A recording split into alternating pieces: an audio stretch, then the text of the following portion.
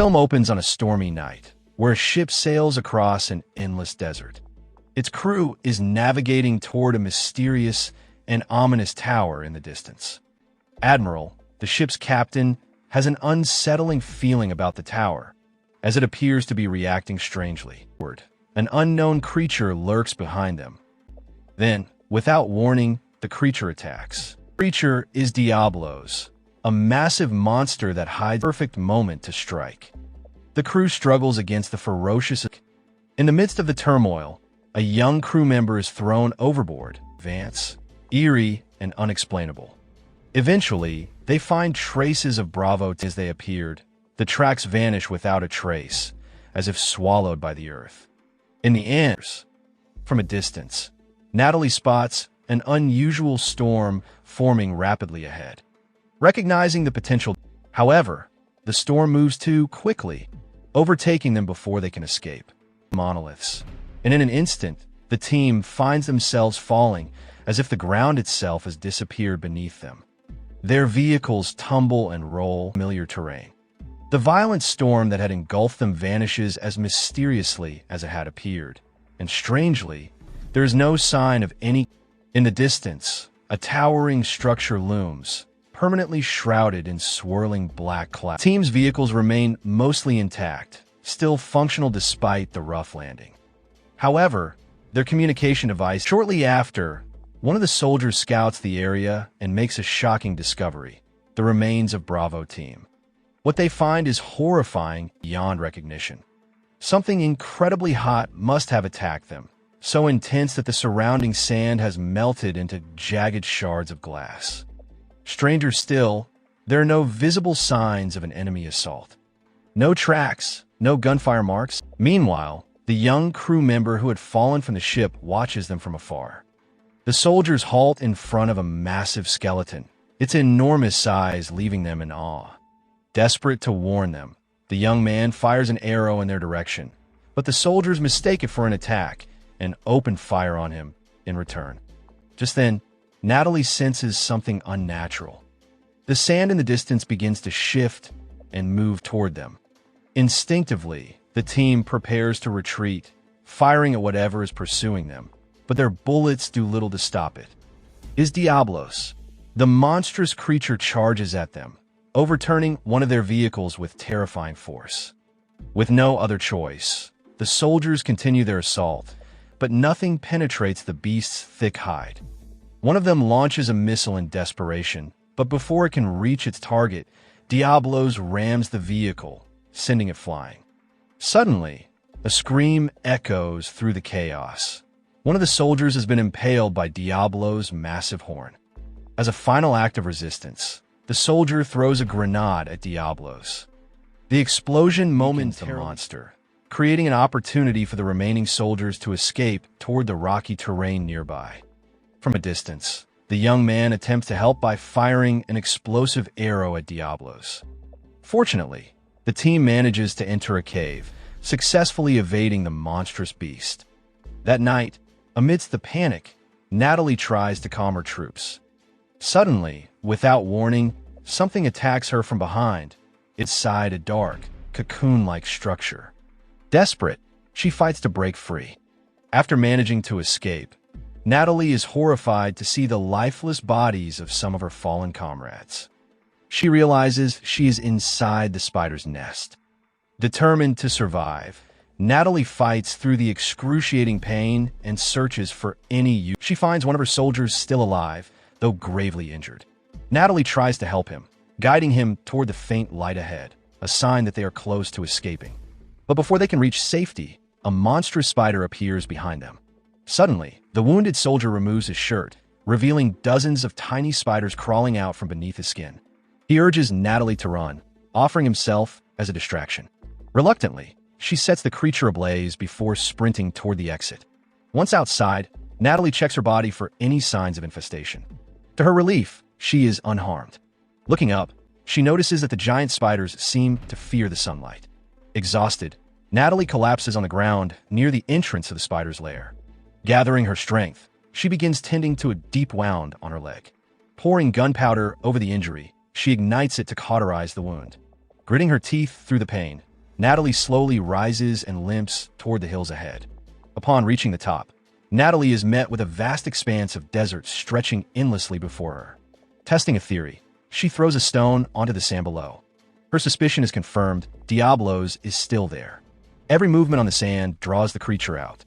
Knowing this, Natalie carefully navigates the terrain. Not long after, Natalie stumbles upon a small pool of water, but the stench is unbearable, rendering it undrinkable. Pressing on, she soon discovers the wreckage of a ship. Entering cautiously, Natalie searches for supplies, hoping to find water. However, the ship is empty. Suddenly, from behind, the young man ambushes her, locking her in a hold. But Natalie is far from defenseless. Assuming he intends to harm her, she fights back fiercely. The two engage in a brutal struggle.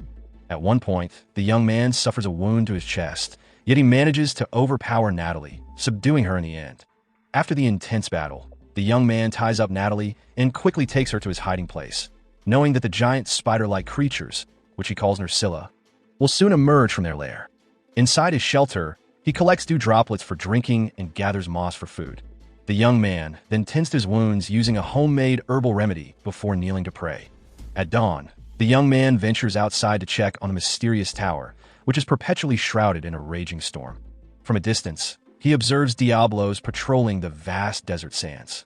However, when he returns to his hideout, he discovers that Natalie is gone.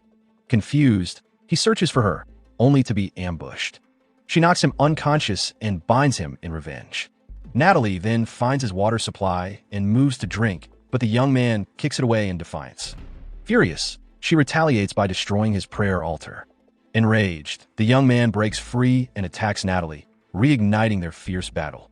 Their fight continues outside, rolling across the rocky terrain until, suddenly, the young man tumbles into the nest of the Nerscylla. Feeling a pang of guilt, Natalie decides to save him. After a daring rescue, he is pulled to safety. Recognizing his resilience, Natalie unties him and, as a gesture of goodwill, offers him a piece of her chocolate ration. Upon tasting it, the young man is delighted. Realizing that Natalie is not his enemy, they call a truce. He hands her a bottle of fresh water, which she gratefully drinks. Through gestures, the young man conveys that he knows she came through the storm. He explains that if she wants to return, she must reach the tower engulfed by the tempest. However, there is one major obstacle: Diablos, who continues to guard the desert. At that moment, Natalie mentions that she has a bazooka stored in her vehicle, but the young man dismisses the idea, convinced it will not be enough. Instead, he proposes a better plan: extracting the venomous stinger of a Nerscylla to paralyze Diablos. As dusk approaches, Natalie stands atop the Nerscylla nest and begins singing, luring one of the creatures out. When a monstrous spider gives chase, she sprints away, leading it into a trap. Seizing the moment, the young man leaps onto the creature, striking it down and severing its venomous stinger. With their mission complete, they rush back to the safety of their hideout. As they wait for dawn, they begin to talk. Natalie reveals that she is a soldier. The young man responds with a hunting gesture, prompting her to nickname him the Hunter. Outside, dozens of Nerscylla swarm around their shelter. At that moment, the hunter kneels in prayer, clutching the small statue from his altar. He explains that it represents his family, who perished long ago when their village was attacked by a fearsome monster called Rat Halos. At sunrise, the hunter extracts the venom from the Nerscylla stinger and coats the tips of his arrows with it. They then gather their weapons and prepare their strategy to outwit Diablos. It was revealed that Natalie trains with various weapons salvaged from an old shipwreck and learns to wield dual blades alongside the hunter. To her amazement, she discovers that when the blades are combined, they ignite with bursts of fire. Before long, the mission was set into motion. The two of them cast bait into the vast sea of sand, successfully luring Diablos out of hiding. Without wasting time, they sprinted towards Natalie's war vehicle, forcing Diablos to give chase. For a brief moment, they stopped, and Diablos halted as well. Taking the initiative, the hunter decided to act as bait. He dashed forward, drawing Diablos' attention once more. But soon, he was thrown aside. Undeterred, the hunter knocked an arrow and fired, striking one of Diablos' eyes. Yet, to their dismay, the beast remained unscathed. From a distance, Natalie unleashed a barrage of bullets from her Gatling gun, but the attacks had little effect. Moments later, the poison coursing through Diablos' veins began to take effect, making the creature stagger. Seizing the opportunity, Natalie fired a bazooka round at the monster, but even that proved useless. When Diablos retaliated, Natalie took cover inside her vehicle, only to be thrown aside by the sheer force of the attack. In a desperate attempt to turn the tide, the hunter leaped from above, driving his sword deep into Diablos. However, the force of the impact sent him flying, leaving him unconscious. Realizing there was no other choice, Natalie bravely jumped onto Diablo's head, pushing the hunter's sword even deeper. At last, the mighty beast collapsed, defeated. Natalie hurried to the hunter's side, finding him unconscious. She carefully stripped a portion of Diablo's hide and fashioned it into a makeshift harness, using it to drag the hunter across the desert. As night fell, a fierce sandstorm rolled in. Seeking shelter, Natalie set up a small tent, where she did her best to treat the hunter's wounds with the supplies she had. By morning, Natalie awoke and stepped out of the sand-covered tent. Checking on the hunter, she was relieved to see him finally regaining consciousness. Without delay, they resumed their journey. They trudged through the vast desert, their determination unwavering, until they finally arrived at an oasis. Across the lake, Natalie marveled at the sight of a herd of herbivorous creatures, known as apsaros, drinking peacefully. As Natalie knelt by the water's edge to fill her flask, a sudden disturbance sent a chill down her spine. A monstrous aquatic creature emerged before her. Before she could react, the hunter swiftly struck, slaying the beast in an instant. That night, they rested by the fire, cooking and savoring the delicious meat of their fallen foe. As darkness blanketed the oasis, Natalie lay asleep, unaware of the looming danger above. A shadow, a massive dragon-like silhouette, glided across the sky. Suddenly, chaos erupted. Flames engulfed the land, and the once peaceful apsaros stampeded in terror. The cause of the destruction was none other than rat halos. As the herd rushed toward them, Natalie and the hunter had no choice but to flee. Out of nowhere, a warrior leaped from above, slicing through the chaos and clearing a path through the rampaging apsaros. Reacting swiftly, Natalie wielded her dual blades to maneuver through the stampede. Meanwhile, the hunter found himself cornered at the edge of a cliff. Just as he was about to fall, a woman, one of his shipmates, grabbed hold of him, saving his life. Once the apsaros herd had passed, Natalie attempted to express her gratitude to the warrior who had saved them. However, instead of a warm response, the man struck her, rendering her unconscious. When Natalie awoke, she found herself aboard a ship. A group of men loomed over her, their intentions unclear. But before they could do anything, the hunter arrived, his commanding presence forcing them to back off. Seizing the opportunity, Natalie quickly found a ventilation shaft beneath her and crawled inside. Navigating through the narrow passage, she searched for an escape route, only to come face to face with an unexpected creature, a feline-like monster standing directly in her path. Moments later, the hunter arrived and led Natalie upstairs. She was astonished to see a cat-like creature cooking food. The hunter explained that this creature was called a palico. Afterward, he brought Natalie before the admiral, who ultimately decided to release her. To her relief, the admiral spoke English. The admiral then explained why he had restrained her.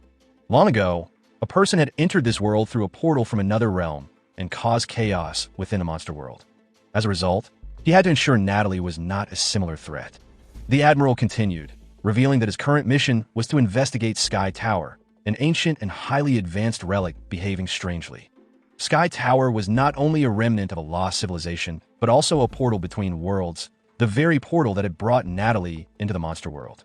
This lost civilization had ultimately destroyed itself in a catastrophe of its own making.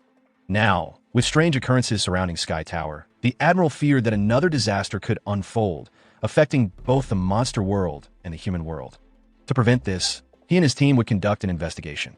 However, the mission was fraught with danger, as Sky Tower was guarded by rat halos, a fearsome dragon-like monster. Rat halos was incredibly strong, with only one known weakness: the moment before it unleashed its fiery breath. At dawn, the mission began. Natalie, the admiral, the hunter, and their team journeyed toward Sky Tower on foot. They scaled treacherous mountains, traversed hills and valleys, and finally, by nightfall, arrived at the tower's gates. A raging storm surrounded the structure, seemingly controlled by the tower itself. In front of them, the interdimensional portal flickered unstably. As they prepared to enter, the admiral sensed the presence of rat halos nearby. They quickly scattered, and sure enough, the beast emerged from the clouds. They took cover, waiting for the right moment to act. Shortly after, the admiral stepped forward, acting as bait, while the others launched their attack. Natalie charged with her dual blades, slashing through Rathalos' wing. Amid the battle, the portal between worlds suddenly stabilized. When Rat Halos prepared to unleash its fiery breath, Natalie made a daring leap into the abyss, straight into the portal. In an instant, she was transported back to Earth. She found herself in a rocky valley, surrounded by a group of soldiers who had been searching for her. They quickly rescued her and escorted her into a helicopter. As the aircraft took off, a sudden disturbance caught their attention. In front of them, another portal appeared, this time with Rat Halos emerging from within. The monster had followed her into the human world. Rat Halos soared through the sky, immediately attacking the helicopter carrying Natalie. With no other choice, the pilot was forced to make an emergency landing.